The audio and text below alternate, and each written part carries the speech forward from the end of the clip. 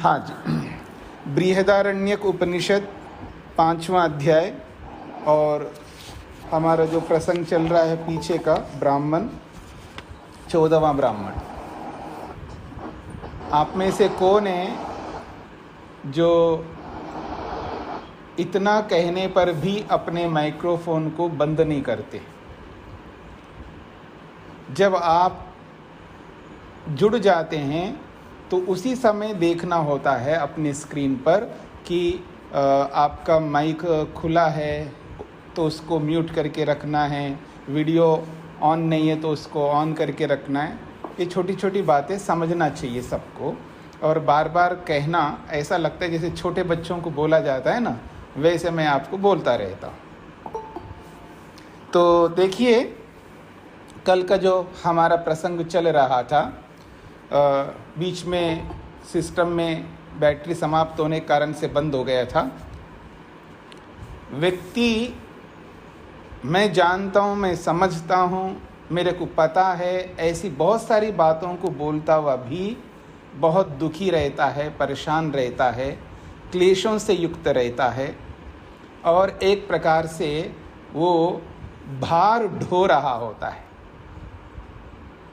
हम लोग अब तक, यानी हम लोग का मतलब है आप लोग ये सुनते हुए आए हैं गधे की तरह भार ढो रहा है व्यक्ति, और आज आप यानी कल से अब आप सुन रहे हैं हाथी की तरह भार ढो रहा है व्यक्ति। गधा तो कम भार ढोता है और हाथी तो बहुत अधिक भार ढोता है,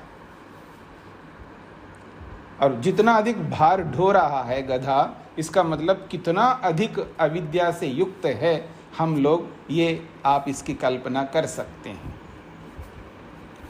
तो कहा जा रहा है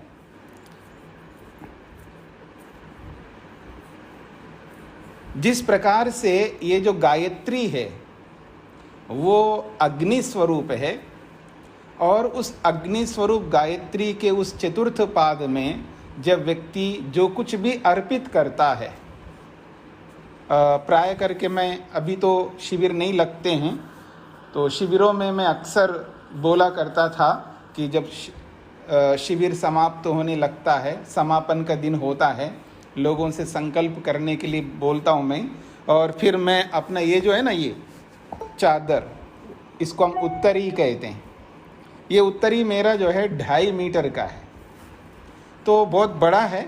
तो मैं उनके सामने बोलता हूँ कि ये जो मेरा ये उत्तरी है, झोला बहुत बड़ा है, इसमें डालते जाओ जो आपको डालना, अपने दोष, अपने जितने भी दोष है इसमें डालते जाइए, और जाइए यहाँ से अपने दोषों को डाल करके जाइए।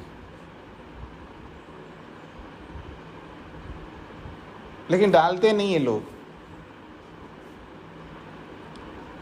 तो जितने भी हमारे दोष हैं वो उस गायत्री रूपी अग्नि के मुख में अगर हम डाल दें तो सब भस्म हो जाएंगे। जैसे बाहर की अग्नि में हम कुछ भी डालते हो तो भस्म कर देती है वो, ठीक इसी प्रकार से यहाँ पर ईश्वर रूपी, सृष्टिकर्ता रूपी, न्यायकारी रूपी परमात्मा जो है हमारे दोषों को समाप्त करेगा। अर्थात हमारे दोषों के जो संस्कार है, कर्मों के जो संस्कार है, अविद्या के जो संस्कार है, उनको भस्म करने का काम ईश्वर का है। यानी वो ईश्वर हमें ऐसी बुद्धि देता है, ऐसा विवेक देता है, ऐसा वैराग्य देता है, जिसे योग की भाषा में ज्ञानाग्नि कहा है। ज्ञानाग्नि यानी ज्ञान रूपी अग्नि, और उस ज्ञान रूपी अग्नि के माध्यम से हम उन दोषों को भस्म करते हैं। वही ये अग्नि है जो यहाँ पर बोला जा रहा है, ये ईश्वराग्नि है, ये गायत्री रूपी अग्नि है। तो कहा है यहाँ पर, जैसे अग्नि में कुछ भी डाल दो तो सर्वमेव तत्संदहति, वो सबको वो जला डालती है। एवं, ठीक इसी प्रकार से, हाँ, एवं वित इस गायत्री के इन 4 पादों को जानने वाला, यद्यपि बहु इव पापम कुरुते, पता नहीं उसने कितना पाप किया होगा, क्योंकि इस स्थिति तक पहुंचने से पहले व्यक्ति बहुत पाप करता है। कोई दूध का धुला हुआ नहीं होता है, दूध सफ़ेद होता है, एकदम स्पष्ट होता है, पर ऐसा व्यक्ति नहीं होता है। हर व्यक्ति के अपने अपने दोष है, किसी के कम, किसी के ज़्यादा, किसी को किसी विषय में, किसी को किसी विषय में।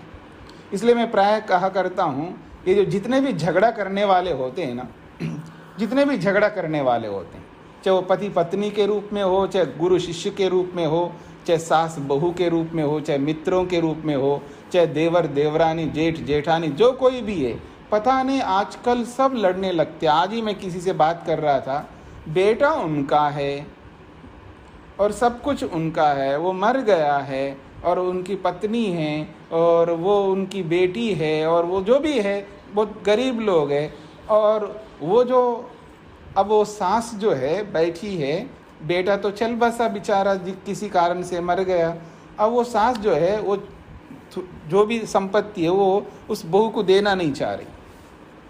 अब सोचिएगा, ये जितने भी झगड़े जो है ये इसलिए होते हैं, ये समझ जो होता है ना, विवेक जिसको हम लोग कहते हैं, उस विवेक का इस्तेमाल जब प्रयोग में नहीं लाता व्यक्ति, तो मैं जानता हूँ, मैं समझता हूँ, आई नो, ये जितना भी है ना, ये सारा का सारा ड्रामा जो हम लोग अपने जीवन में करते हैं, ये सब व्यर्थ हो जाएगा। अगर जानते हैं तो करो, नहीं जानते हो तो जानो पहले।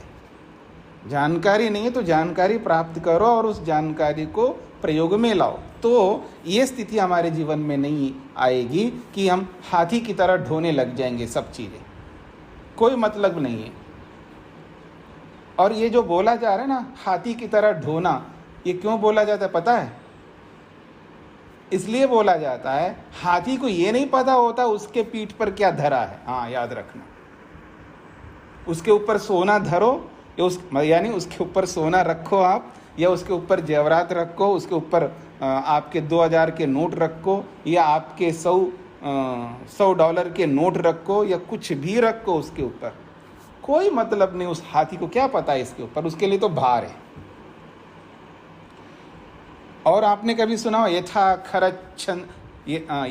खर चंदन भारवाह, खर कहते हैं गधे को।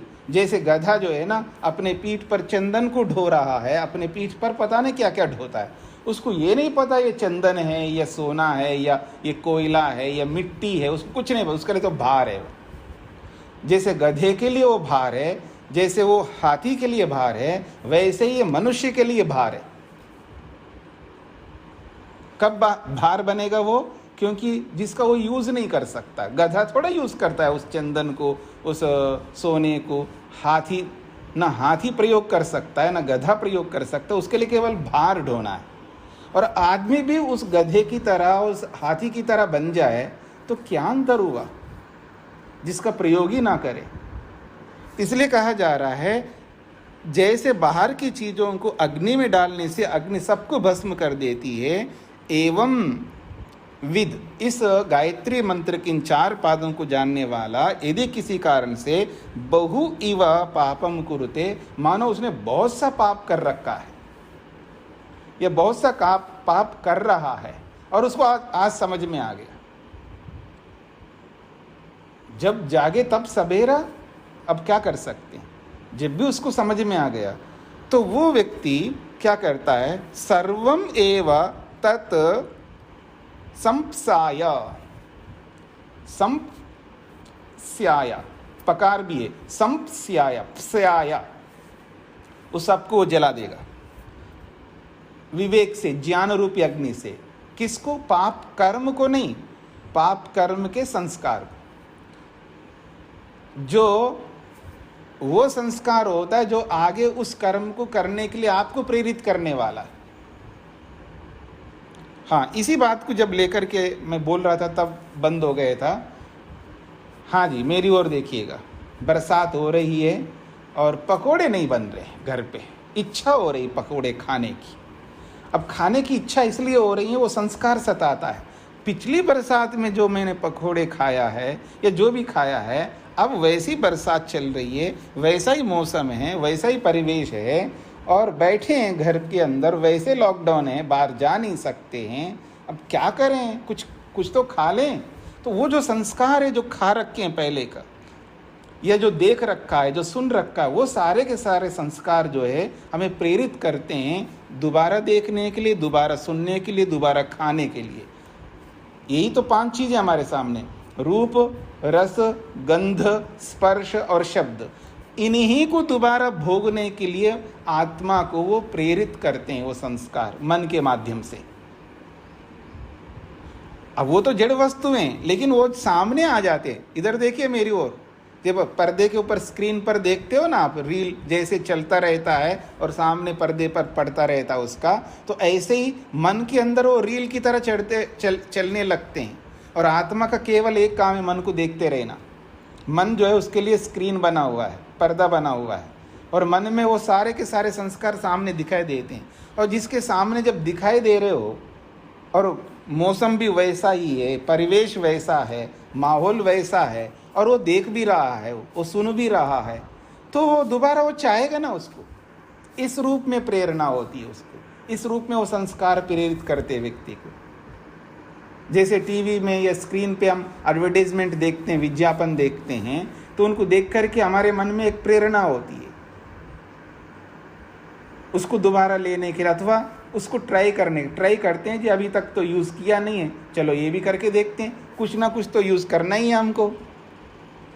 देख, खाली तो हम नहीं रह सकते ना, कुछ ना। और वैसे खुजली हुई होती है व्यक्ति को, पैसा बढ़ता है ना आदमी के पास में, उसको थोड़ी सी खुजली होती है, तो फिर वो शॉपिंग बहुत करता रहता है, ये भी खरीदो, वो भी खरीदो, वो खरीदता रहता है। मैंने सुना है अमेरिका ऐसे बड़े देशों में कि इतना शॉपिंग होता है वहाँ पर, फिर वो जो पहले वाली चीज़ है वो आउटडेटेड हो जाते हैं। अब उनको कहाँ डंप करें, बड़ी मुश्किल है, समस्या है, बड़ी मुश्किल होती है। और वहाँ मैंने ये भी देखा है, फिर वो सेल लगा देते हैं कोई, या अथवा कोई ऐसे बाहर रख देते, घर के बाहर। बड़े लोग जो होते हैं ना, तो वो क्या करते हैं, अब उनको तो यूज़ेबल नहीं है, उनके लिए तो वो यूज़ करना नहीं है। बड़ी अच्छी अच्छी चीज़ें होती है, मैंने भी देखा कि अरे बड़ी अच्छी अच्छी चीज़ें, ठीक है, और वो बाहर रख देते हैं, बेचते नहीं हो, बाहर रख देते घर के बाहर। राहगीर जो भी वो आते हैं, साधारण लोग जो भी, हर प्रकार का आदमी रहता है, अमेरिका हो चाहे कहीं कोई देश हो, तो फिर वो लोग जिनको जो ज़रूरत होती है उठा सकते, ले जा सकते, फ्री, कोई भी ले जा सकता है। तो इतना अधिक जब पैसा बढ़ जाता है व्यक्ति का, तो फिर वो अब खाली कैसे बैठेगा, वो कुछ ना कुछ लेगा, खरीदेगा। तो शॉपिंग्स बढ़ते जाते हैं, फिर खरीदारी बढ़ती जाती है, यानी संग्रह बहुत होता जाता है। फिर उस संग्रह को संभालना बड़ा मुश्किल होता है, फिर उसके लिए बहुत टाइम लगता है।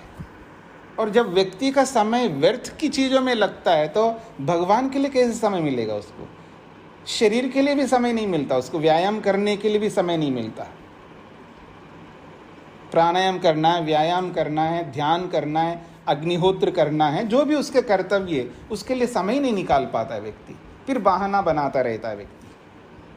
तो जब ये अच्छे काम नहीं कर रहा था तो क्या कर रहा था? सब पाप ही तो ना। तो इसलिए कहा जा रहा बहु इव पापम कुरुते, बहुत पाप करता आदमी को पता नहीं लगता कि मैं, उसको लगता है मैं अच्छा आदमी हूँ, मैं बड़ा धर्मात्मा हूँ, पुण्यात्मा हूँ, उसको ऐसा लगता है।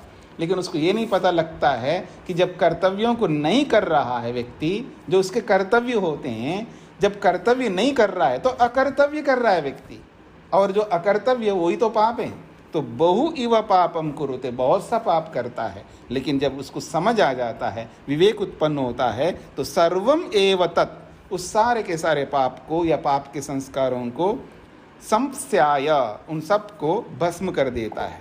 फिर क्या होता है? शुद्ध, अब शुद्ध हो जाता है। आत्मा नहीं, उसका मन शुद्ध हो जाता है। और पूतः, पवित्र हो जाता है। फिर अजरः, और जरा रहित हो जाता है। अब उसको बुढ़ापा नहीं आती है उसको, क्योंकि उसको मरना ही नहीं है ना, वो मुक्ति में जाएगा तो कौन सा उसको बुढ़ापा आएगी वहाँ पर। अजर बन जाता है। और अमृता, अमृत हो जाता है। तो कहा जा रहा है शुद्धः पूतः अजरः अमृता संभवति। वो शुद्ध हो जाता है, वो पवित्र हो जाता है, वो बुढ़ापा जरा से रहित हो जाता है और मृत्यु रहित अमृत हो जाता है। ऐसी स्थिति को वो प्राप्त करता है। ये पूरा हो गया आपका। अब देखिएगा 5वें अध्याय का 15वां ब्राह्मण। और 15वें ब्राह्मण में जो यहाँ पर कुछ मंत्र दिए हैं, उन मंत्रों के नीचे दिया है विमर्श में, इन चारों मंत्रों का अर्थ पृष्ठ संख्या 25 से लेके 28 पर पूर्ववत है। यानी ईशोपनिषद के ये मंत्र हैं, तो इनका अर्थ हो चुका है, तो दोबारा अपने को करने की आवश्यकता नहीं है। फिर आगे बढ़िए। अब 6ठा अध्याय प्रारंभ हो रहा है। और 6ठा अध्याय का जो पहला ब्राह्मण है, इसमें प्राण और इंद्रियों का विवाद चला है, संवाद चला है, और ये भी आपने कर लिया है। तो यहाँ पर भी लिखा है, यह कथा छांदोग्य उपनिषद के 5म प्रपाठक के प्रथम अध्याय तथा दूसरे खंड में लगभग इन्हीं शब्दों में आ चुकी है। ये सारी कथा लगभग यही शब्द हैं, थोड़ा बहुत शब्द अंतर होगा, शब्दों में अंतर हो सकता है, कथा सेम है, वैसा ही है। अतः यहाँ नहीं दी जा रही है। जो शब्दों के हेर फेर का तुलनात्मक अध्ययन करना चाहें, वे संस्कृत के दोनों स्थलों की तुलना करके पढ़े। हम तुलना के लिए नीचे मूल पाठ दे रहे हैं, अर्थ नहीं। अब जिनको आपको रुचि हो, पीछे की आवृत्ति करना आप चाहते हो, तो इसकी आवृत्ति कर लीजिएगा तो अच्छा लगेगा। पर यही है, प्राण और इंद्रियों का वहाँ पर संवाद विवाद चला। फिर आगे बढ़िए। दूसरा ब्राह्मण। दूसरे ब्राह्मण में भी श्वेतकेतु तथा राजा जयबिल प्रवाहन के बीच में प्रश्नोत्तर चले हैं। वो भी छांदोग्य उपनिषद के 5वें प्रपाठक में 3 से लेके 10वें खंड तक लगभग इन्हीं शब्दों में कुछ हेर फेर करके आ चुकी है। अतः यहाँ नहीं दी जा रही है। जो शब्दों के हेर फेर है, उनका तुलनात्मक अध्ययन करना चाहें, वे संस्कृत के दोनों स्थानों की तुलना करके पढ़े। हम नीचे तुलना के लिए मूल पाठ दे रहे हैं। तो ये सारा मूल पाठ दिया है इन्होंने। अब 6ठे अध्याय का 3रा ब्राह्मण देखिएगा। 3रे ब्राह्मण में मंथ रहस्य चल रहा है। मंथ के विषय में भी पीछे आया है, लेकिन यह थोड़ा सा दूसरे शब्दों से प्रस्तुत किया जा रहा है। इसको थोड़ा समझने का प्रयत्न करेंगे। तो देखिए, पहला श्लोक है, सह यह कामयेत महत् प्राप्नुयाम इति। सह यह कामयेत महत् प्राप्नुयाम। सह यह यानी वह, जो कोई भी व्यक्ति, हम में से या कोई भी सज्जन व्यक्ति, कामयेता कामना करे, बड़ी कामना। देखिए, छोटी मोटी कामनाएं व्यक्ति बहुत कर लेता है, लेकिन हमें बहुत बड़ी कामना करनी चाहिए। तो इसलिए कहा जा रहा है महत् कामना, बहुत बड़ी कामना करता है, और उस बड़ी कामना को करता हुआ महत् प्राप्नियाम, अपने आप को महत्वपूर्ण बनना चाहता है, यानी अपने आप को ब्रह्म बनना चाहता है। ब्रह्म का मतलब भगवान नहीं, परमात्मा नहीं, ब्रह्म का मतलब है बड़ा बनना चाहता है। महत् प्राप्नुयाम, मैं बहुत महत्ता को, बड़े स्वरूप को, ब्रह्म स्वरूप को प्राप्त कर सकूं। अब उस बड़े स्वरूप को प्राप्त करने की एक शैली हमारी परंपरा है, ऋषियों की परंपरा है, कि वो सृष्टि के माध्यम से ही परमात्मा तक पहुंच सकता है व्यक्ति। और ये सृष्टि में ये शरीर भी है और बाहर की चीज़ें भी हैं। तो शरीर को समझ ले और इस सृष्टि के बाहर के पदार्थों को समझ लें तो बहुत जल्दी ईश्वर तक पहुंच सकता है व्यक्ति। इसलिए इस सृष्टि को दृश्य काव्य कहा है। दो काव्य हैं, एक है श्रव्य काव्य और एक दृश्य काव्य। पहले भी मैंने बोला था, जो वेद है हमारे चारों वेद की संहिताएं हैं वो श्रव्य काव्य है, जिनको सुना जाता है, जिनको पढ़ा जाता है, और संहिताओं के रूप में हमारे पास लिखित है, जिसमें ज्ञान विज्ञान भरा हुआ है। और एक है दृश्य काव्य। दृश्य काव्य मतलब दृश्य वेद, बस उसको पढ़ना नहीं है, बस उसको देख करके ही सीखना है। संसार को देखो तो सीख जाएंगे। ये जो न्यूटन है, आइंस्टीन है, तो बड़े बड़े जो साइंटिस्ट हुए हैं ना, उन्होंने इस दृश्य काव्य को देख करके ही तो सीखे और बहुत बड़े महान बने। पर संस्कार होने चाहिए पिछले जन्म के अच्छे। अब आप एक बात बताइए, पिछले जन्म के संस्कार कहां से होंगे?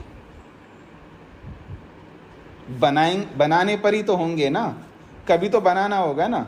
मान करके चलते हमारे पास, हम इतने अभागे लोग हैं, क्यों जी, हम इतने अभागे लोग हैं, हमारे पास में वो संस्कार नहीं है जिन संस्कारों के होने से जो व्यक्ति बहुत शीघ्रता से मुक्ति में प्रवेश करता है। वो संस्कार नहीं हमारे में। तो हाँ, हमें क्या करना चाहिए? क्या राय है आपका? तो यही राय दोगे तो बनाना चाहिए, तो बनाओ। फिर हम, मेरे साइड हम सब बनाते फिर संस्कार, और क्या करेंगे? यही काम करना है हमको, अच्छे संस्कार बनाना है, ताकि किसी कारण से मर भी जाए ना, इस शरीर को छोड़ भी दें, तो अगले शरीर, जब अगला शरीर मिलेगा तो बड़ा अच्छे जगह पर हमारा जन्म होगा और बहुत जल्दी वो संस्कार हमारे को उभारेंगे और फिर हम मुक्ति में जाएंगे। इसलिए संस्कार बनाने होंगे। बनाने पर ही संस्कार बनते हैं, अपने आप कोई आसमान से टपकते नहीं संस्कार। तो इन संस्कारों को बनाना होगा। और संस्कार ऐसे नहीं बनते हैं, संस्कार बनते हैं क्रिया से, कर्म से। तो हमें कर्म करने होंगे, स्टार्ट करना होगा, प्रारंभ करना होगा कर्म करने के लिए। तो आइए, तो कहा जा रहा है सह यह कामयेत। हाँ जी, पेज बता दो जरा। पेज है 946।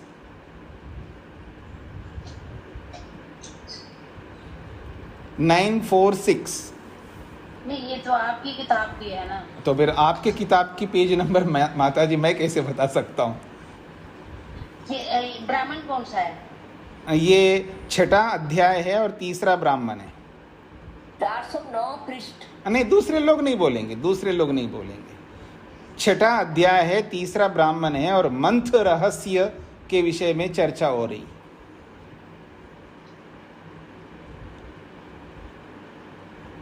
मिला है माता जी?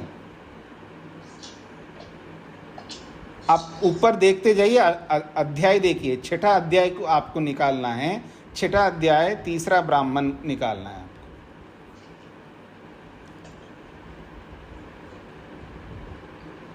चलो आप पढ़ाइए जी। तो जो कोई भी व्यक्ति ये कामना करता है कि मैं महत यानी महान बनूं, तो उसको क्या करना चाहिए? तो कहते हैं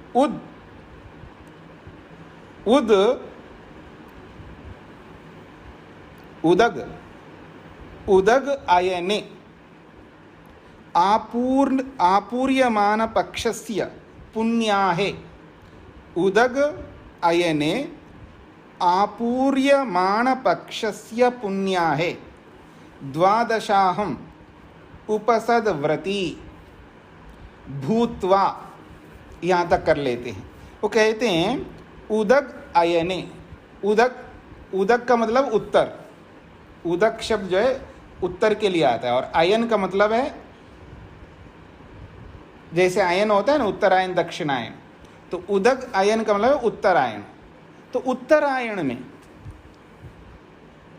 उत्तरायण एक प्रतीक है जो वर्ष को लेकर के जब हमने चर्चा की है, काल को लेकर के, उसमें आपके सामने मैंने रखा था कि जब कोई व्यक्ति बड़ा काम प्रारंभ करता है, कोई भी बड़ा काम, तो वो इसको वो ध्यान रखता है कि उत्तरायण में काम करूं और शुक्ल पक्ष में काम करूं और दिन में काम करूं।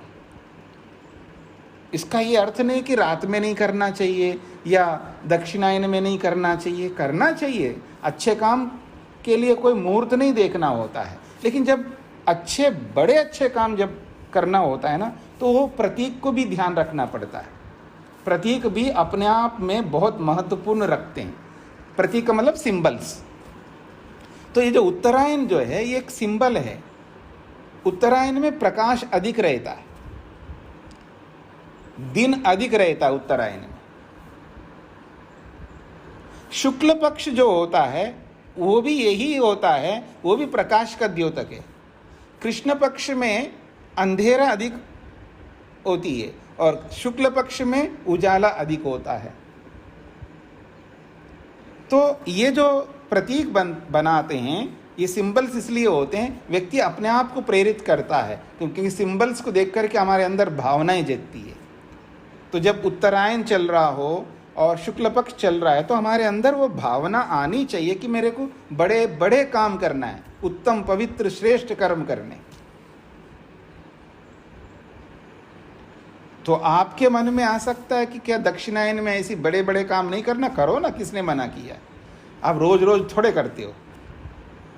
आप देखो, अपने आप को देखो, अपने अंदर झांक करके देखो कि रोज बड़े बड़े काम, परोपकार के काम कैसे करोगे आप? तो कभी कभी करते हो ना, तो वो कभी कभी कब करोगे?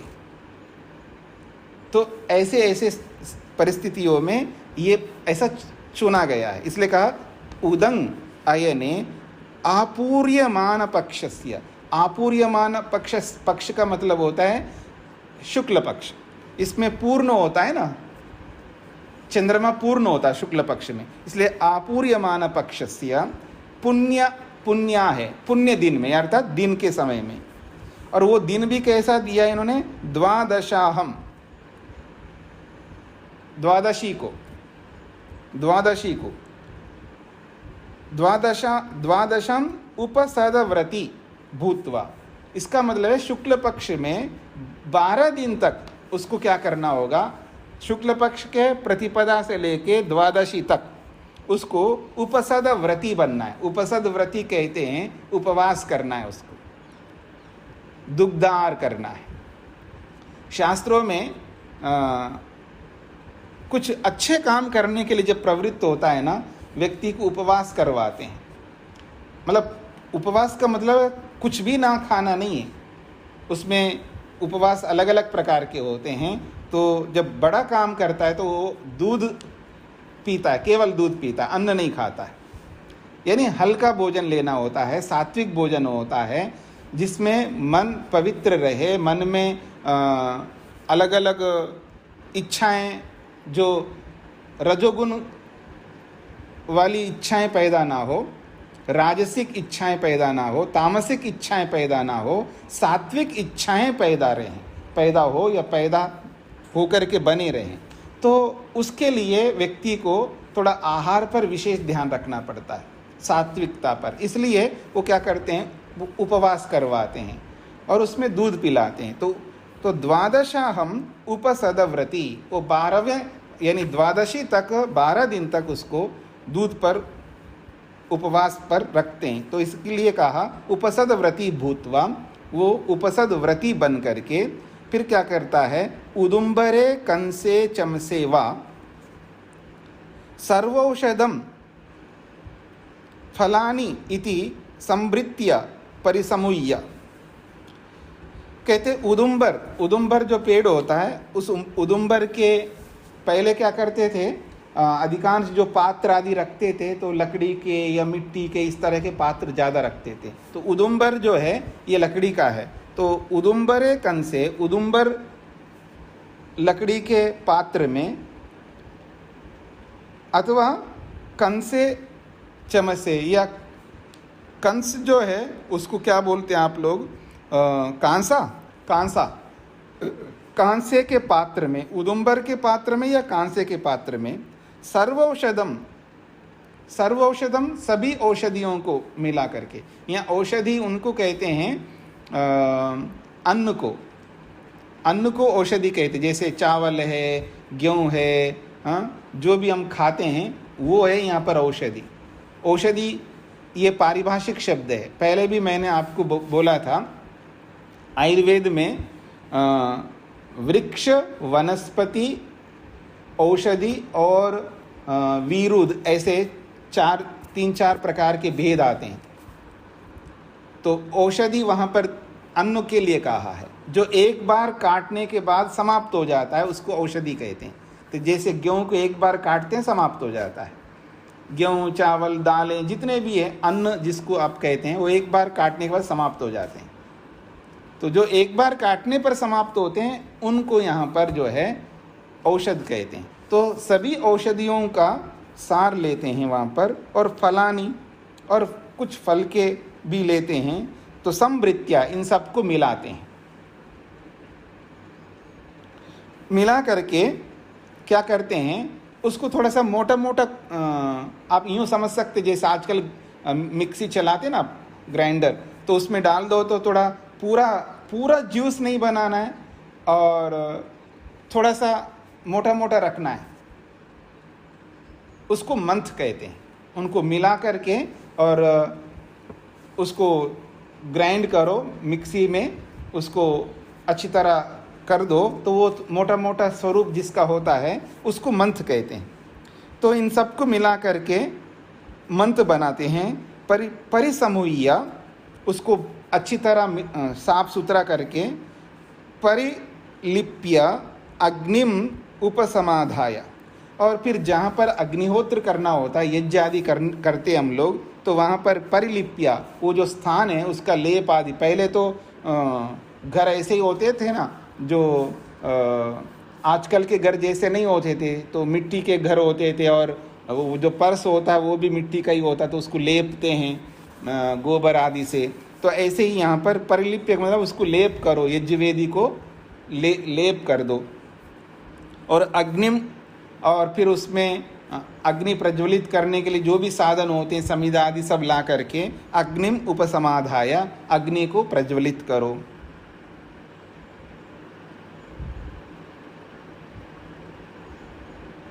फिर कहा परिस्तीर्य आवृत्ताज्यम, बहुत अच्छी बात कही है।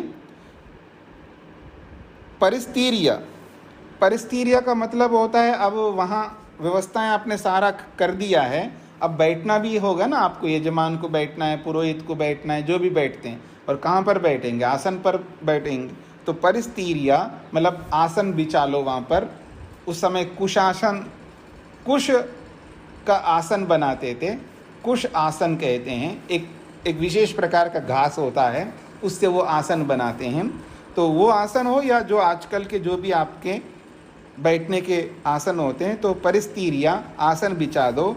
और आवृत्ताज्यम, ढका हुआ जो घी है, ऐसा ओपनली नहीं है घी, उसको ढक करके रखते हैं आप पात्रों में, तो कहते हैं आवृत्ताज्यम, जो ढका हुआ घी है उस घी को लेकर के संस्कृत्या उसका संस्कार करो।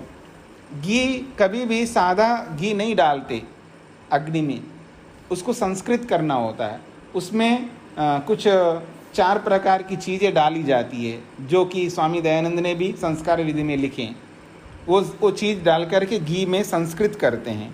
तो संस्कृत्या उसको संस्कार करके पुंसा नक्षत्रेण, और पुंस नक्षत्र में, नक्षत्रों का भी बहुत साथ में यहाँ पर जुड़े हुए रहते हैं। आप देखेंगे संस्कार जब आप करते हैं, जो 16 संस्कार होते हैं, उन संस्कारों में नक्षत्रों का भी विधान है। और विशेषकर आपको नक्षत्रों का तब पता लगता है जब नामकरण संस्कार करते हैं, वह नक्षत्रों का बहुत ज़्यादा प्रयोग होता है।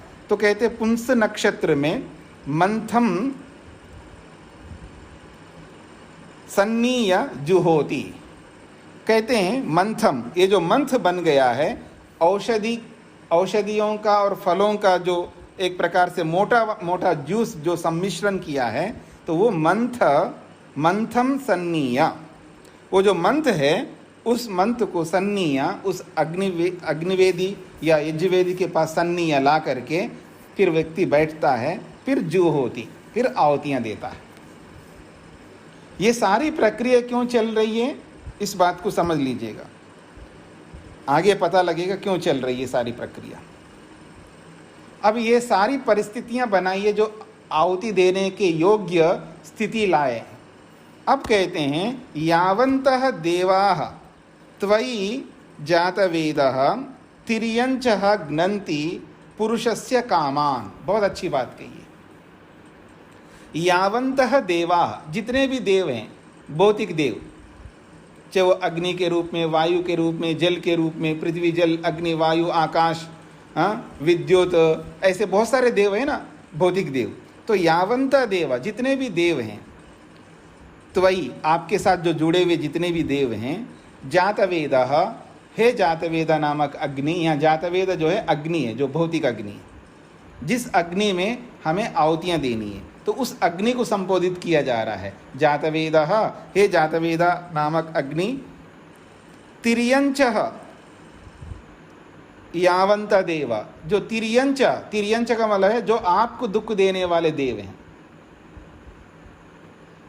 तिर्यंच यावंत देवा, जितने भी देव आपको दुख देते हैं। अब आप सोचेंगे कि देव कैसे दुख देते हैं जी? बिल्कुल देते हैं। देखिए, पृथ्वी को देव बोला जाता है। पृथ्वी देवता, अग्नि देवता, जल देवता, इन सबको देव कहा जाता है। तो क्या आपको पृथ्वी से दुख नहीं मिलता? भूकंप आने पर मिलता नहीं मिलता? और फ्लड आ जाता है पानी का तो दुख मिलता नहीं मिलता? आंधी आती है, तूफान आता है तो दुख मिलता नहीं मिलता? ये सब देव हैं। विद्युत से दुख मिलता नहीं मिलता है? इन सब जितने भी जड़ देवता हैं, इन सब से दुख मिलता है। कब मिलता है? तिर्यंचा, जब वो तिर्यक हो जाते हैं, टेढ़े हो जाते हैं। टेढ़े समझते हैं ना? ये टेढ़ा आदमी है। आदमी को बोलते हैं ना आप लोग, ये टेढ़ा आदमी है। क्यों टेढ़ा आदमी है? टेढ़ा काम करता है, टेढ़ा आदमी है। और क्यों करता है आपके साथ टेढ़ा? क्योंकि आप भी टेढ़े काम करते हैं, इसलिए आपके साथ टेढ़ा करता है। टिट फॉर टैट, मतलब जैसे को तैसा। आजकल यही सिस्टम चल रहा है ना। तो कहने का अभिप्राय ये है कि ये जितने भी जड़ देवता हैं, इनके साथ जब हम सदुपयोग नहीं करते, इनके साथ दुर्व्यवहार करते, एक प्रकार से पृथ्वी को हम निचोड़ते जा रहे, निकालते जा रहे, संग्रह करते हैं। हमारा कोई काम का नहीं है वो, फिर भी निकालते जा रहे, संग्रह करना है, हमारे पास इतना है।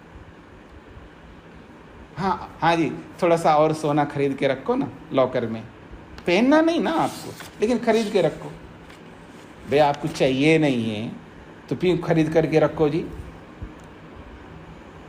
ऐसे पता नहीं कि क्या क्या चीज़ें चाहे वो नोटों को संग्रह करके रखता हो, चाहे कपड़ों को संग्रह करके रखता हो, चाहे किसी को भी ये जितना भी परिग्रह है ना, जो परिग्रह करता है व्यक्ति, संग्रह करता, जिसका प्रयोग उसको नहीं करना है, उसको लगता है मेरे बच्चे मेरे फलाने करेंगे, अर्थात वो पुरुषार्थ करके आगे नहीं बढ़े। वो हम लोग अपने बच्चों को या जिस किसी को भी मुक्ति दिलाना चाहते हैं, उसके दुखों को दूर करना चाहते हैं, उसको दुखों में धकेलना चाहते हैं। ये हमें नहीं समझ में आता है ना व्यक्ति को। यानी किसी के हाथ में आप वो चीज़ ऐसे दे दो बिना पुरुषार्थ के, तो उसका यूज़ कैसे करेगा? वो दुरुपयोग ही करेगा। मेरी बात को समझने का प्रयत्न करना। हाँ, पुरुषार्थ करके प्राप्त कर ले, हमें कोई आपत्ति नहीं है। इसलिए मैं प्राय ये बात कहा करता हूँ कि अपने बच्चों को या पोता पोती, जो भी हमारे निकट के जो हमारे लोग होते हैं, उनको ऐसा काबिल बना दो, उनकी योग्यताएं ऐसी उभारो, उनके अंदर ऐसे स्किल्स उनके अंदर पैदा करो, बस वो खुद मेहनत करके करेंगे। और उनके अंदर वो योग्यता लाने के लिए जो करना आपको करना है। और कौन करेगा? आपके बच्चे, आपकी संतान है, आपको ही तो करना है। उनकी उन्नति के लिए, उनके विकास के लिए, उनके विद्या के लिए जो कुछ भी करना है माँ बाप को, सब करना चाहिए। लेकिन संपत्तियां हाथ में नहीं देनी चाहिए। मतलब उनको इतना योग्य बना दो, अपने आप में वो कर लेंगे।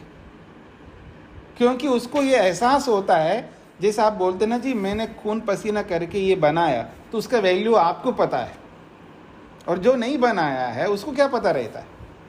उसको भी बनाने दो ना, उसको भी मेहनत करने दो, उसको भी पुरुषार्थी बनाओ, वो भी मुक्ति में जाए, वो भी मोक्ष को प्राप्त करे, अथवा मैं ये कहूँ वो अपने दुखों को दूर करे, ये सबके लिए होना चाहिए। इस बात को हम समझते नहीं है, ठीक है ना। तो क्या बात हो रही थी हमारी कि यहाँ पर बोला जा रहा है यावन्तः देवा त्वयि जातवेदा तिर्यंचः घ्नन्ति। ये तिर्यंच यानी तिर्यक होकर के, यानी हमसे रूठ करके, ये जो जड़ देवता जो है हमसे रूठ करके घ्नन्ति, हमें हानि पहुंचाते हैं। पुरुषस्य कामान, क्या हानि पहुंचाते हैं? पुरुषस्य कामान घ्नन्ति, पुरुष के जो भी कामनाएं होती हैं उन सबको समाप्त कर देते हैं। बड़े मुश्किल से आप घर बनाने लग रहे थे और आ गई आंधी और बस उड़ गया। आप कुछ बढ़िया सा मकान बनाए और आ गया अर्थक्वेक और धंस गए, अंदर चला गया। या आप कुछ ऐसा कर लिया तो ये हो गया, वो हो गया। ऐसे प्राकृतिक आपदाओं से जो भी समस्या हमको उत्पन्न होती है, उन समस्याओं के पीछे मुख्य कारण मनुष्य है, याद रखना। आयुर्वेदकार तो स्पष्ट शब्दों में कहते हैं कि जितने भी दुख प्राप्त होते हैं मनुष्य को, उन सब के पीछे मनुष्यों के कर्म कारण है, या तो हमारे हो या दूसरे के हो। जैसे आज कोरोना आ गया है तो इसके पीछे भी मनुष्य कारण है, ऐसा आप लोग सुनते ही हैं। हम नहीं हैं लेकिन कोई तो मनुष्य कारण है ना। बायोवार चल रहा है आजकल, याद रखना। आगे ऐसे चलता रहेगा, पता नहीं और कौन से वायरस आते रहेंगे, इसी में जीना होगा हमको। तो मनुष्य के द्वारा जो दुख उत्पन्न किए जाते हैं वो भयंकर उत्पन्न किए जाते हैं, हमें कुछ पता नहीं लगता है व्यापक रूप से कौन क्या करता है, बड़े बड़े लोग क्या करते हैं, तो पता नहीं लगता है। तो कहते हैं पुरुषस्य कामान घ्नन्ति, पुरुष के जो कामनाएं, उन कामनाओं को जो ये देवता लोग जो है तिर्यंचा, जब ये रूठ जाते हैं ये देव, वो देव जो है हमारी कामनाओं को घ्नन्ति, ये समाप्त करते हैं। तेभ्य अहम भागदेयम जुहोमि, तेभ्य ऐसे उन देवताओं के लिए, अहम मैं जो है, भागदेयम ये जो आहुति रूपी जो भाग है उनको लेकर के जुहोमि मैं उनके लिए आहुति प्रदान करता हूँ। उन देवताओं को जो है ये अग्नि के अंदर ये आहुति प्रदान करता हूँ। ते वो सब देवता हैं, माँ तृप्ता सर्वै कामई तर्पयन्तु स्वाहा। बहुत अच्छी बात कही है। ते वो सब देवता हैं जो मैंने उनके लिए मेहनत करके, पुरुषार्थ करके जो मंत्र बनाया है और उसके साथ में ये जो संस्कृत करके अच्छा घी को तैयार किया है, उस घी से जब मैं आहुति दे दूंगा उन सब देवताओं के लिए, ते वो सब देवता जो है माँ मुझको मेरे द्वारा किए गए इन आहुतियों से तृप्त होकर के सर्वै कामे, सारी कामनाएं जो मेरी समाप्त हो गई थी उन सब कामनाओं को पूर्ण करे। तर्पयन्तु, उन कामनाओं को पूर्ण करके तर्पयन्तु मेरे को तृप्त करे, ऐसा कहता हुआ वो स्वाहा, वो स्वाहा के माध्यम से आहुतियाँ डालता है। फिर कहा आगे, या तिरश्ची निपद्यते अहम विधरणी इति। या तिरश्ची निपद्यते, जो तिरश्ची का मतलब है जो प्रतिकूल है, जो भी तिरश्ची प्रतिकूल चलने वाली जो भी शक्तियां हैं संसार में, तो या तिरश्ची निपद्यते, जो भी प्रतिकूल चलने वाली शक्तियां जो है हमारे सामने आती हैं, उन सबको अहम विधरणी, उन सबको मैं धारण करूं, यानी उन सबको मैं रोक लूं, उन प्रतिकूल अवस्थाओं से मैं लड़ूं। जैसे आप लोग करते हैं ना, फाइट करो, उनके साथ लड़ो, उनका मुकाबला करो, उनसे भागो मत, और उनका मुकाबला करके उनको ठीक कर दो, उनको व्यवस्थित कर दो। तम त्वा घृतस्य धारया यजे सम राधानीम अहम स्वाहा। बहुत अच्छी बात कही जा रही है। कहता है श्लोक, ताम त्वा घृतस्य धारया, ताम, ताम उसको, उस देवता को, ताम का मतलब है देवता, स्त्रीलिंग में यहाँ पर, तो ताम उस देवता को, ताम त्वा तुम उस देवता को घृतस्य, इस घृत से और घृत की धारया, धारा से, जब अग्नि में घृत डालते हैं तो धार बना करके डालते हैं, अच्छा डालना पड़ेगा घी, वो भी संस्कृत घी डालना है, ऐसे केवल बूंद बूंद टपकाना नहीं। कई बार आदमी बूंद बूंद टपकाता रहता है स्वाहा के साथ में, नहीं, पूरा चम्मच बड़ा रखो और बड़े चम्मच में पूरा भरो, तो फिर एक धार से जब डाला जाता है तो वैसे ही यहाँ पर बोला जा रहा है ताम त्वा, आप यानी उस देवता को, यानी तुम उस देवता को मैं घृतस्य धारया, घृत की धारा से यजन करता हूँ। संराधनीम अहम स्वाहा, तो यहाँ पर कहा संराधनीम, बहुत अच्छी प्रकार से सिद्धि करने के लिए मैं इस आहुति को प्रदान कर रहा हूँ, इसलिए मैं स्वाहा करके आहुति प्रदान कर रहा हूँ। मेरा काम सिद्ध होना चाहिए। जिस काम को लेकर के, जिस कार्य को लेकर के, जिस इच्छा को लेकर के मैं ये यजन कर रहा हूँ, यज्ञ कर रहा हूँ, वो कार्य मेरा सिद्ध होना चाहिए। अर्थात ये जितने भी देवता हैं, जड़ देवता हैं, इनसे मेरे को हानि ना हो, चाहे वो धरती के कारण से, चाहे जल के कारण से, या अग्नि के कारण से, या वायु के कारण से, किसी भी कारण से ये सब देवता जो है मेरे को हानि ना पहुंचाए, और इनको मैं ठीक से रखूं। ठीक से रखूं का मतलब है मेरे ओर से इनका दुरुपयोग ना हो, चाहे पृथ्वी का हो, चाहे जल का हो, चाहे अग्नि का हो, चाहे वायु का हो, उनको हमें ठीक रखना है वैयक्तिक रूप से। तो इसी प्रकार से उन देवताओं को आहुति देते हुए और ये मेरी कामनाओं को पूर्ण करे, ऐसी बात यहाँ पर कही जा रही है। अब क्या वो आहुति कैसे डालता है, उसके लिए यहाँ पर बोला जा रहा है ज्येष्ठाय स्वाहा श्रेष्ठाय स्वाहा इति अग्नौ हुत्वा मंथे संस्रवम अवनयति। ज्येष्ठाय स्वाहा, ज्येष्ठ के लिए ये आहुति है, श्रेष्ठ के लिए ये आहुति है। तो ज्येष्ठ और श्रेष्ठ कौन है, इसकी व्याख्या पहले भी हो चुके हैं। तो जैसे चाहे वो अग्नि के लिए देते हो, वायु के लिए देते हो, धरती पृथ्वी के लिए देते हो, ये सब जो है ज्येष्ठ भी है और श्रेष्ठ भी है। इन सब की चर्चा हो चुकी है पीछे। पृथ्वी को भी ज्येष्ठ बोला है, श्रेष्ठ भी बोला है, अग्नि को भी बोला है, वायु को भी बोला है, विद्युत को भी बोला है। सब देवताओं को ज्येष्ठ और श्रेष्ठ बताया है। ज्येष्ठ का मतलब बड़ा और श्रेष्ठ का मतलब उत्तम। ये बड़े भी हैं और उत्तम भी है। तो श्रेष्ठ के लिए और ज्येष्ठ के लिए मैं स्वाहा करता हूँ, ऐसा कह करके अग्नौ हुत्वा, अग्नि में आहुति दे करके। और जो चम्मच से जब आहुति देते हो तो चम्मच में थोड़ा बहुत रहता है ना, घी जो है थोड़ा बहुत रहता ही है, उस चम्मच के साथ लगा रहता है।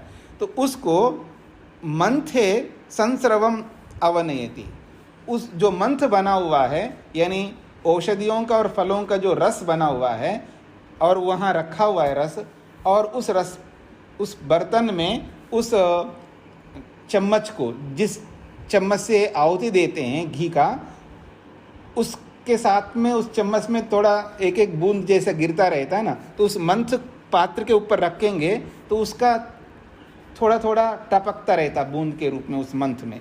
तो वही कहना चाहते हैं कि अग्नौ हुत्वा, अग्नि में उस आहुति को दे करके, और पास में जो रखा गया मंथ है उस मंथ में संस्रवम, चम्मच के घी को संस्रमव, उसमें टपका दो। अवनयति का मतलब है उसमें गिरा दो।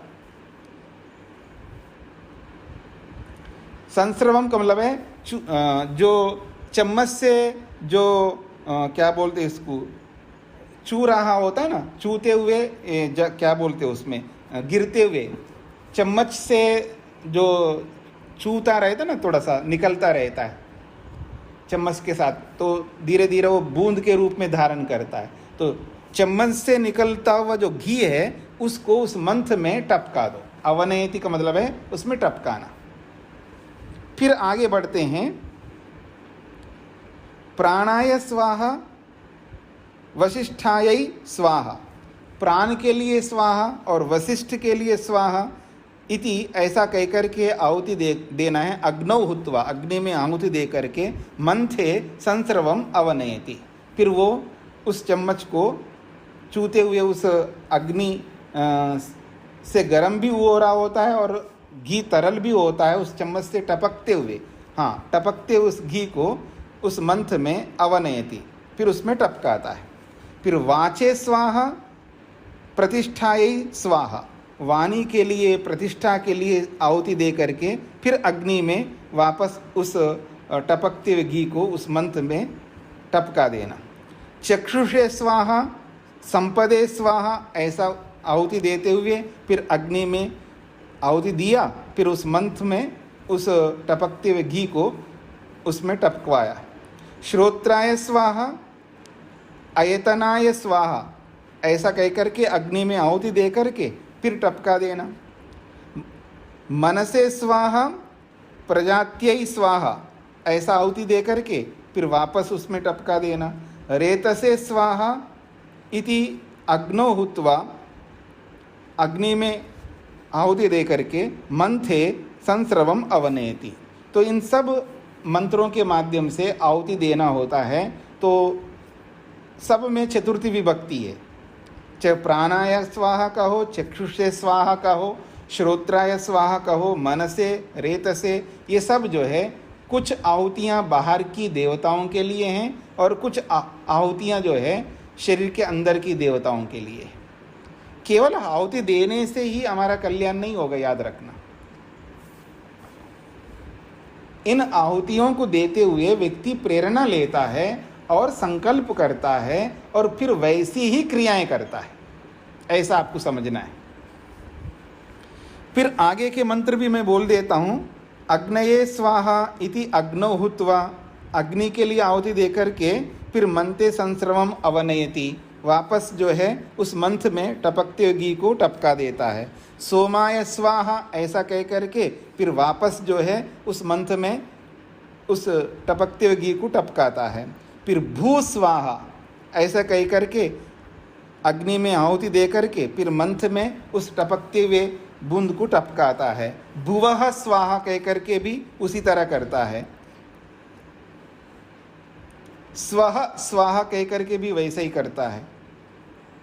भूर्भुवः स्वः स्वाहा, फिर एक साथ भूर्भुवः स्वः, तीनों व्याहृतियों को मिला करके फिर एक मंत्र बनाया है। भूर्भुवः स्वः स्वाहा कह करके फिर अग्नि में आहुति दे करके फिर मंथ में टपकते हुए घी को टपकाता है।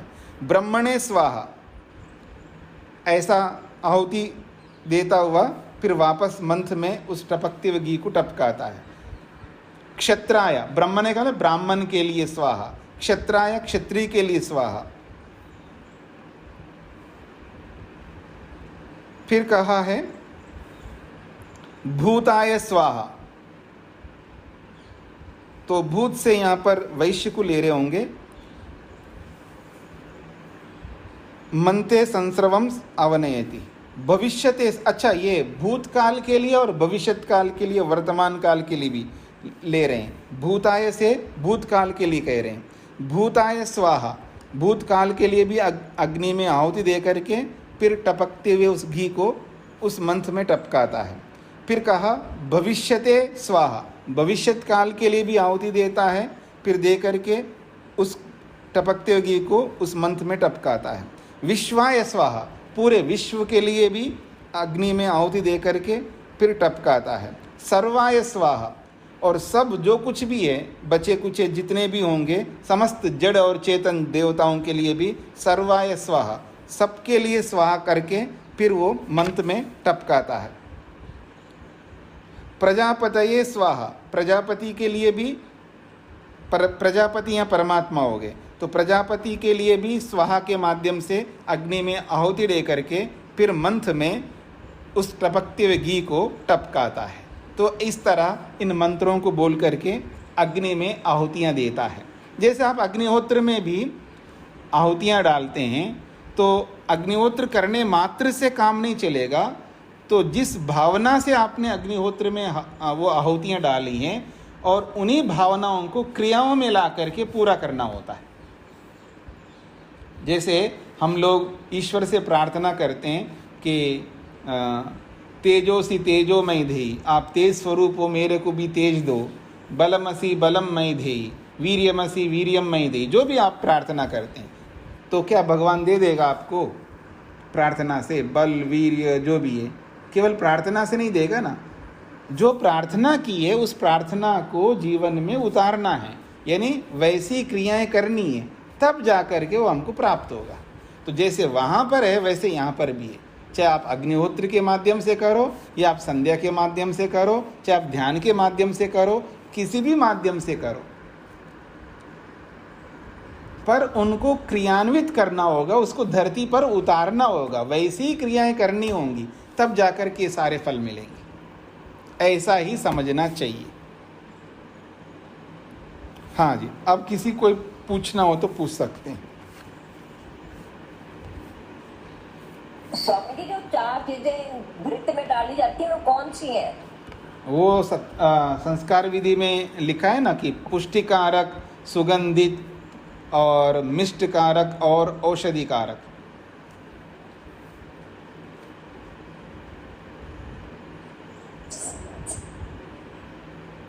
हाँ जी माता जी, स्पष्ट हो गया? संस्कार विधि में पढ़ना पड़ेगा, क्या चीज है? हाँ, संस्कार विधि में बिल्कुल आपने ठीक कही है।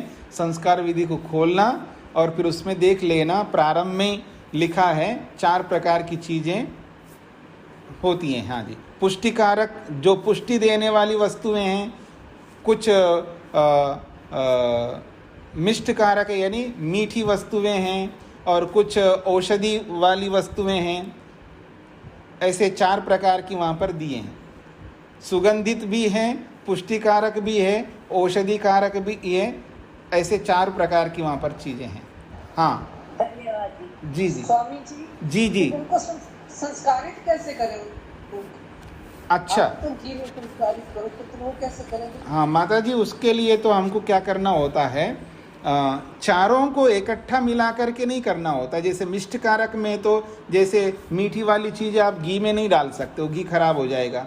तो अलग अलग प्रसंगों में कुछ चीज़ें ही डाली जाती, सारी चीज़ें उसमें नहीं डालती। यानी 4 प्रकार की चीज़ों को अग्नि में डालना होता है। घी में जितनी डालने योग्य उतने ही डालेंगे। फॉर एग्जाम्पल घी में क्या क्या डाल सकते हैं? घी में तो जैसे आप जायफल है, जावित्री है, केसर है, और ऐसी चीज़ें हैं जो घी में डाल करके उसका घी बनाया जाता है। तो आप ऐसा कर सकते हैं कि मैं अक्सर बोलता हूँ ना आप लोगों को कि आप लोग 1 सप्ताह निकालो, सब लोग जितने लोग पढ़ते हैं, और आ जाओ रोज। ध्यान भी सिखाएंगे और अग्निहोत्र का जो भी आपको औषध वो भी सिखा देंगे। आ जाओ अभी। हाँ जी, कोरोना खत्म हो गया फिर आएंगे आप। आ जाए स्वामी जी महाराज। हाँ, उपनिषद समाप्त हो जाएगा अभी 1 महीने में, उपनिषद समाप्त हो जाएगा, और बीच में ब्रेक ले लेंगे और फिर शिविर कर लो आकर के। हाँ जी, श्री जी सब लोग आ जाओ, सब छोड़ छाड़ के। हाँ जी, अभी हाँ, तो कोरोना है ना, कितने दिनों का ले रहे हैं? कोरोना वोरोना तो चलता रहता माता जी, आजकल अब इसी में जीना पड़ेगा। ब्रेक कितने दिनों का लोगे? हाँ, अभी तो पढ़ते जाना, तब जब पूरी हो जाएगी उपनिषद तब देखते हैं। हम भी प्रोग्राम बना लेना कहीं। जी जी, चलिए। प्रणाम स्वामी जी। हाँ जी, प्रणाम जी। एक तो प्रश्न था कि जो अंत्येष्टि के बाद जो राख वगैरह होती है, जी जी जी, उसका वैदिक विधि में उसका कुछ करना मानते हैं क्या स्वामी? जैसे ऋषिगण ने कहा कि भाई उनके खेतों में डालें, उसका कुछ विधान है स्वामी जी? ऐसा विधान तो दिखता नहीं है कहीं पर, लेकिन अंत्येष्टि जब होती है विधिवत अगर हम करते हैं तो वो जो भी राख होता है वो बहुत अच्छा होता है, क्योंकि उसमें इतना घी डाला है, इतना सामग्री डाला है, इतना चंदन डाला है, मतलब बहुत अच्छी चीज़ें डाली है, तो उसमें सब रहते हैं, अच्छे गुण रहते हैं। तो वो फिर मिट्टी में मिल करके मिट्टी को ला भी देंगे। अगर कोई व्यक्ति ऐसे घी टपकाता है ना, जैसे अवन में, ऐसे ही अंत्येष्टि में भी ऐसे टपका दे 5 किलो, 10 किलो, 15 किलो, तो उस राख को तो बिल्कुल नहीं डालना चाहिए। हाँ, मतलब अगर मान लीजिए किसी कोई व्यक्ति 60 किलो का है तो 60 किलो घी डालना ये तो सामान्य है, मतलब कम से कम की बात लिखी है स्वामी जी ने। मतलब गरीब से गरीब आदमी भी हो तो उसका जितना वजन है उतना घी डालो। आप लोग जितने भी हो, गरीब तो नहीं है आप लोग। जब आप गरीब नहीं हैं, अगर आपके घर में मतलब अब कोई शरीर तो जाना ही है, अब क्या करूं, मैं बोलना तो पड़ेगा। मान लो कोई किसी का उम्र हो गई, वो अब चला गया, तो अगर उसका शरीर 60 किलो का है तो आप 60 किलो क्यों डालो? आप गरीब से गरीब थोड़े हो। अब मानसिकता तो गरीब है ना। मानसिकता को छोड़ दो, तो अगर आप सामान्य रूप से ठीक ठाक हो तो 60 किलो का है तो 120 किलो या 240 किलो ऐसा घी डालो बढ़िया, और चंदन डालो, उसमें अच्छी अच्छी औषधियाँ डालो और बढ़िया संस्कार करो। बस यही लास्ट एंड फाइनल है, और उसके बाद में कुछ नहीं करना। आजकल श्राद्ध चल रहे हैं, ऐसा सुना है। लोग पता नहीं जीवित आदमी को तो कुछ खिलाते नहीं हैं, और मेरे को फ़ोटो भेज रहे हैं, फ़ोटो रखा है, उसको माला डाला, उसके सामने बहुत सारे व्यंजन रख दिया। अब वो फ़ोटो क्या खाएगा? वो फ़ोटो तो खा नहीं सकता। जीते समय तो उसकी सेवा किया नहीं है, और मरने के बाद आप फ़ोटो के सामने रख रहे हैं। तो इसलिए जो आदमी मर गया है उसके लिए बहुत अच्छा अंत्येष्टि भी बहुत अच्छे ढंग से करो, यादगार रहे, उत्सव की तरह करो उस अंत्येष्टि को। फिर वो राख जो बचा है उसको खेतों में डालो या गमलों में डालो, कहीं भी डालो, लाभ मिलेगा आपको। जी जी शेखर जी। जी स्वामी जी, और एक और बात जो हमने यहाँ पढ़ रहे हैं कि गायत्री मंत्र के पहला पाद, दूसरा पाद, तीसरा पाद, मतलब जहाँ पे रेफरेंस किया है कि पृथ्वी लोक, अंतरिक्ष लोक, जीव लोक, और दूसरे पाद में हमने त्रयी विद्या को किया है, और प्राण, अपान, समान, व्यान, जी जी हमने वो कैसे लिंक, कुछ लिंक बनता है स्वामी जी की? वैसे ही मतलब किसी भी एक बात के मतलब ऐसे पूरा ये कंप्लीट विद्या को करने के जी जी कि इनका किसी तरह आपस में जुड़ते हैं। विद्या को पूर्ण करने के लिए लिखा है। पृथ्वी लोक, अंतरिक्ष लोक, द्युलोक। पृथ्वी लोक तो है हम जो रह रहे हैं, अंतरिक्ष लोक तो अवकाश है, द्युलोक तो वो प्रकाश लोक है। तो हम प्रकाश लोक में जाके कुछ कर नहीं सकते, अंतरिक्ष में भी जाके कुछ नहीं कर सकते। हम जो कुछ भी कर सकते हैं पृथ्वी लोक में रह करके। तो केवल विद्या की पूर्ति के लिए संगति बिठाई है। जी जी जी। तो उसमें मतलब पहले पाद से उनकी की है, तो वो मतलब दूसरे पाद से भी कर सकते थे ऐसा कोई ऋषि उसमें? तो क्या उनका पहले पाद का इनसे ही हमें कनेक्शन मतलब हाँ, पहले पाद से इसलिए कनेक्शन किया है, पहले का पाद में तो भौतिकता को ले लिया, भौतिक वस्तुओं को ले लिया, यानी बाहर की सृष्टि को ले लिया। तो बाहर की सृष्टि को तो हमको व्यवस्थित रखना है ना। जी। जैसे हम घर में रहते तो घर को व्यवस्थित शुद्ध करके रखते हैं, जैसे घर में रहते हैं तो घर को शुद्ध करके रखते हैं, तो ऐसे ही संसार को भी तो शुद्ध रखना है। तो इसको पोल्यूटेड नहीं बनाना है ना, मतलब वातावरण को दूषित करके रखेंगे तो हमारे लिए हानिकारक होगा। तो इसलिए भौतिकता को भी ठीक करना है हमको, इसलिए प्रथम पाद को तीनों लोगों को ले लिया। जी जी जी। हाँ जी, और कोई किस? जी आचार्य जी मैं पूछ रही हूँ। जी बोलिए रेशा जी। जी आपने कहा ना शरीर के अंदर के देवता, शरीर के अंदर, और शरीर के अंदर के देवताओं को भी आहुति लगाओ। जी जी जी। शरीर के अंदर की देवताओं की ये ना इंद्रियां जो है ना, इंद्रियों को भी देव कहते हैं ना। अच्छा। हाँ जी, 10 इंद्रियां हैं, 10 प्राण हैं, इन सबको देव कहा ना, हमने पीछे पढ़ा था उपनिषद में। ये सब देव कहलाते हैं। जी जी जी जी जी।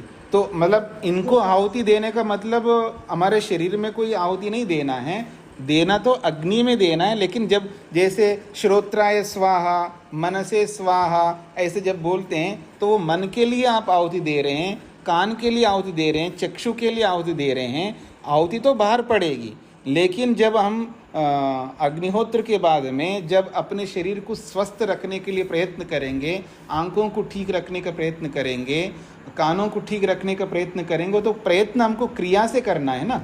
भद्रम कर्णे विशृणुयाम देवा भद्रम पश्येमाक्षभिर यजत्रै, ये जो बोला जाता है तो हमको व्यवहार में वो करेंगे तभी तो भद्र रहेगा ना जी। ऐसा तो ये प्राणायाम द्वारा करके जी जी जी व्यवहार जो है, जब हम जिनके साथ में व्यवहार करते हैं वो व्यवहार पवित्र हो, चाहे पति हो पत्नी हो, जो भी हमारे निकट के लोग हैं, ठीक है। जिनसे भी हम व्यवहार करेंगे, चाहे अगर कोई बिजनेस करता है तो कस्टमर के साथ व्यवहार करता है, चाहे वो कस्टमर बिजनेसमैन के साथ व्यवहार करता है, तो जो भी दोनों प्रकार के लोगों को हम कस्टमर बन कर के किसी के पास जाते हैं या बिजनेसमैन बन कर के जाते हैं, तो हम दोनों को दोनों रीतियों से हमको व्यवहार ठीक ही रखना होगा, यानी शुद्ध पवित्र रखना होगा, सत्य न्याय से युक्त रखना होगा। किसी को लूटने के लिए, किसी को ठगने के लिए या अपने घर भरने के लिए व्यवहार अगर हम रखेंगे तो फिर ये सब धरे के धरे रह जाएंगे जी। धन्यवाद जी। हाँ हाँ जी, और किसी का प्रश्न है? जी आचार्य जी, मुझे आप ये बताएं कि जो 4 मंत्र ईशोपनिषद के आए हैं उसके पश्चात आपने कहाँ से कहाँ तक पढ़ा है, मुझे मिला नहीं। अच्छा, तो ऐसा है माता जी, उसके बाद में ईशोपनिषद का जो बताया वो तो हो गया पंचम अध्याय का 15वां ब्राह्मण है, ठीक है। उसके बाद 6ठा अध्याय प्रारंभ हो गया, 6ठा अध्याय निकालो। 15वां ब्राह्मण कंडिका 1, उसके बाद 6ठा ब्राह्मण नहीं, पंचम अध्याय का 15वां ब्राह्मण पूरा हो गया ना। ईशोपनिषद की जो बात कही है ये पंचम अध्याय के 15वां ब्राह्मण है। हाँ जी, ये पूरा हो गया। हाँ जी, समाप्त हो गया। उसके बाद 6ठा अध्याय प्रारंभ हो गया। उसके बाद 6ठा अध्याय प्रारंभ हुआ है और 6ठा अध्याय का पहला ब्राह्मण है। 6ठा अध्याय का पहला ब्राह्मण है, ये भी पीछे आ चुका है। फिर उसके बाद दूसरा ब्राह्मण है और दूसरा ब्राह्मण भी पीछे आ चुका है। दूसरा ब्राह्मण यहाँ से शुरू होता है, वेद यते नाम प्रदा। नहीं नहीं नहीं नहीं नहीं नहीं नहीं नहीं, श्वेत केतु से प्रारंभ होता है दूसरा ब्राह्मण। हाँ जी, श्वेत केतु, ठीक है, तो हो गए ना। केतु है। उसके बाद फिर तीसरे ब्राह्मण पर आ जाओ। फिर अगला कौन सा ब्राह्मण? तीसरा ब्राह्मण, दूसरा होने के बाद तीसरा ब्राह्मण।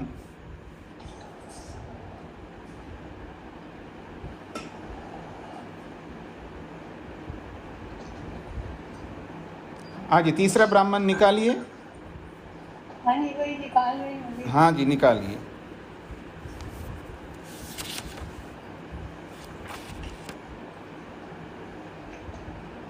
हाँ जी, तीसरा ब्राह्मण आ गया। हाँ, तीसरा ब्राह्मण में सह यह कामयेता ये वाला मिला। अच्छा, पता नहीं, इसमें तो नहीं है।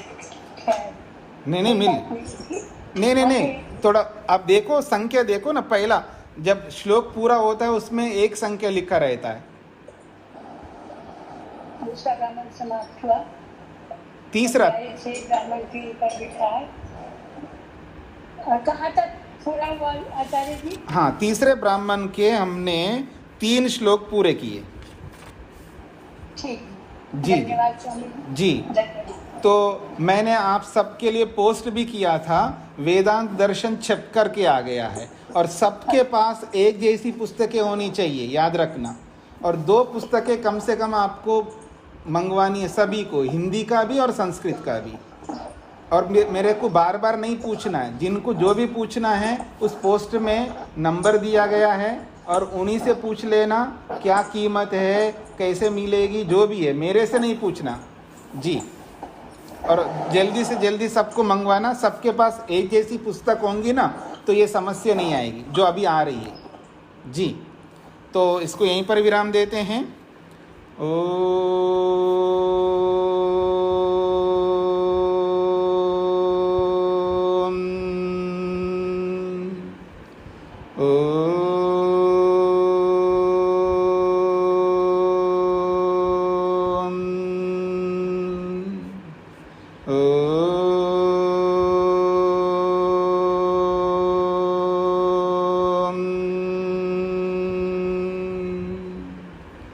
सभी को नमस्ते। सब